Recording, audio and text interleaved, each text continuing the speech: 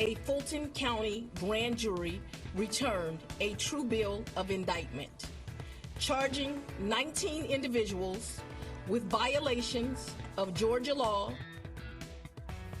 Former President Donald Trump, one of those 19 individuals named in a Fulton County indictment. It marks the fourth criminal indictment against Trump. And coming up this morning, what he's charged with and what's next for the former president. Plus, a warning. And we're also going to be talking about those scattered showers and thunderstorms later on this afternoon. More details and the timing coming up. We'll try this again. Plus, a warning about the spread of an invasive pest, how officials are asking you to help stop spotted lanternflies. The station covering all of the DMV. This is DC News Now. All right, we're starting off with a live look outside. It looks very beautiful out there. It kind of looks like cotton candy. I love that live shot over the Capitol. And good morning. Thank you for joining us on DC News Now. I'm Shanika Grimshaw in for Tanaya Wright. Yeah, and I'm Arielle Carbone in for Corey James. Lex is with us this morning tracking your morning commute. But first, Jackie, how's the forecast looking? We saw it looked pretty beautiful over the Capitol. Exactly. It looks nice out there right now, but we are going to be tracking some more of those scattered showers and thunderstorms later on this afternoon. Won't be quite as active as what we saw yesterday evening, which is the good news, but we'll still have to be weather aware for later on this afternoon. Those current temperatures, though, it's a very warm start. Currently 78 in DC. We're 74 in Waldorf. Notice that low 80s in Lexington Park, 74 in Hagerstown, currently 70 in Cumberland and Winchester, and even down towards Luray. Those are some of the cooler spots on the map at 70 degrees. Dew points, though, right now, upper 60s to low 70s. That's more of that tropical feel to the air as you're heading out this morning. Now, in terms of satellite and radar, we are seeing just a few lingering showers at this point, but we'll be watching this cold front as it continues to ever so slightly shift its way off towards our east. However, right along it, we'll see those showers and thunderstorms bubbling up through the day today. But we are starting to notice some showers and storms clipping westernmost parts of Maryland, even a few of those sliding on by right towards the I-81 corridor, even across the eastern panhandle. So we're just watching a few of those popping up this morning. Marginal risk across the I-95 corridor, but slightly higher risk down across southern Maryland later on this afternoon for those stronger thunderstorms. More details and the timing coming up. Lex is here with the very latest on the timing of your morning commute. How's it looking out there this morning? Well, taking a look at drive times to start off the 6 o'clock hour. There is not too much going on the roads, a few accidents, but nothing that's causing too much of an issue. So you can see here all green, normal times from Hagerstown to Frederick, 27 minutes. Frederick to the Capitol Beltway, 38 minutes. And from I-95 to the 270 spur, that's there on the outer loop, 12 minutes long. Taking a continuing look here, Washington to Dulles, 34. You do have a slowdown on 95 northbound. That's from Woodbridge to Springfield, going to take you about 33 minutes, so do beware of that. And then from Haymarket to the Beltway, we're looking at 28 minutes. All right, your time this morning. Thank you so much, Lex. Your time this Tuesday morning is 6:02. Yeah, and a quick look at your Know and Go headlines this morning. Former President Donald Trump is now facing a fourth criminal indictment, this time in Fulton County, Georgia. The charges stem from his alleged involvement in trying to overturn the 2020 election results in that state. Other Trump lawyers and staff members are also facing charges. And a new program in Maryland is helping young adults make the bridge to employment. Governor Wes Moore's SERVE Act pays adults to work in organizations that provide job training. Upon completion of the 9-month work program, participants will receive $6,000 towards an apprenticeship or college. And the mother of a 6-year-old who shot his teacher at Rich Neck Elementary in Newport News, Virginia, is expected to plead guilty. The mother is facing a felony child neglect charge as well as a misdemeanor count of recklessly storing a gun. And developing this morning, heavy rain yesterday causing flash flooding across the district. Take a look at the videos here. 2 areas in Northeast where cars were trapped by rapidly rising water. Some even had to be towed away. Now, those devastating floods caused major issues for residents and businesses. Yeah, this morning, dog owners are grieving after multiple dogs died at a donkey daycare during yesterday's storms.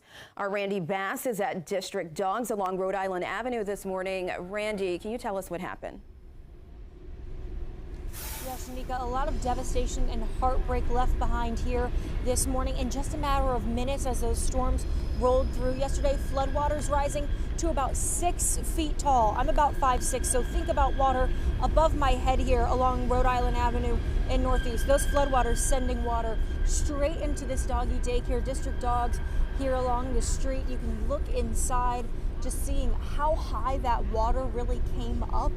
You can see it went above the fences inside the doggy daycare. I mean, just absolutely devastating to think about. The staff inside scrambling to save the dogs in their care. Help, fortunately, though, was not far away. Rescue crews were right down the street helping drivers and passengers who were stuck in high water under an overpass. Those crews also helping to evacuate more than 20 dogs from inside the building here. Pet parents hurrying back to check on their dogs as that news broke, not knowing if their dogs had been rescued. Other owners seeing it all unfold right from their screens.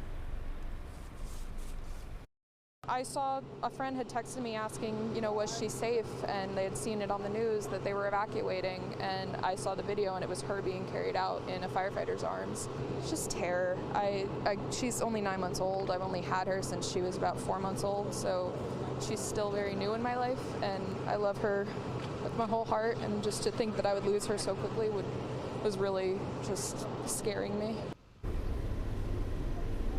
In a statement, the founder of District Dogs saying, in part, the District Dogs family is heartbroken over the events that occurred at our Rhode Island Avenue location. The founder says the company is working with DC officials reviewing the incident and their focus on supporting employees and customers during this difficult time. In this area, this neighborhood, this particular District Dogs location here in Northeast, no stranger to major flooding. This particular District Dogs location saw major flooding about a year ago today, almost exactly to the day. One of the last times a major storm rolled through this area. We saw reports yesterday that as much as 2 inches of rain could have fallen in about 45 minutes in this part of Northeast, overwhelming sewer systems and backing water up onto the street. DC water officials tell us that problem has been going on here in this neighborhood for 200 years. And of course, we're going to press officials this morning, ask questions about what happened here and how this all could have unfolded. So be sure to stick with us as we continue to follow this developing story. Live in Northeast, I'm Randy Bass, DC News Now. Okay, thank you, Randy. New details this morning after former President Donald Trump was criminally indicted for a 4th time this year, this time in Georgia. Yeah, the former president and 18 other co-conspirators were indicted by a grand jury last night on charges tied to efforts to overturn the 2020 election. Now, this follows a 2-year investigation by Georgia's Fulton County District Attorney into Trump's alleged efforts to pressure state officials into overturning the results in that state. Now, Trump is being charged with more than a dozen crimes in this case, including making false statements, conspiracy to commit election fraud, and racketeering. The suit also claims Trump asked Georgia officials to, quote, find more votes for him and later to decertify the state's election results. Now, some of the co-conspirators charged in the indictment alongside the former president include Trump's lawyers like former New York City Mayor Randy Giuliani, Trump's former chief of staff Mark Meadows, and Jeffrey Clark, a former Department of Justice lawyer. A date is now set for those being charged to surrender to the court. The grand jury issued arrest warrants for those who are charged. I am giving the defendants the opportunity to voluntarily surrender no later than noon on Friday, the 25th day of August, 2023. Meanwhile, Trump's campaign responded to the indictment, calling the Fulton County District Attorney, quote, radical, and the indictment bogus. In the meantime, Trump's legal team is criticizing the Fulton County DA's office over a report that the charging document against the former president was leaked. The document was posted online early Monday and abruptly taken down. Trump's lawyers say this reflects flaws in the investigation, and the DA's office brushed off the comments. To date, this office has indicted, since I've been sitting as the district attorney, over 12,000 cases. This is the 11th RICO indictment. We followed the same process. We look at the facts, we look at the law, and we bring charges. A spokesperson for the Fulton County Clerk says the document circulating online was actually fake, but did not comment on anything written in that document. This all happening as the Justice Department is fighting former President Trump's effort to reestablish his Mar-a-Lago estate as a secure facility. This would allow Trump to review evidence in his classified documents case at the resort. Now, the DOJ is calling the move, quote, unnecessary. And however, Trump's legal team says having to travel to a different secure location would be too difficult for him and law enforcement.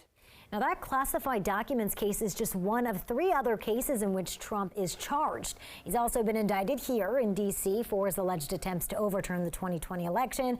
Finally, Trump was charged in Manhattan for allegedly falsifying business records. That was in connection to hush money payments made to an adult film actress during his 2016 campaign. Altogether, Trump is facing 91 counts across 4 separate jurisdictions.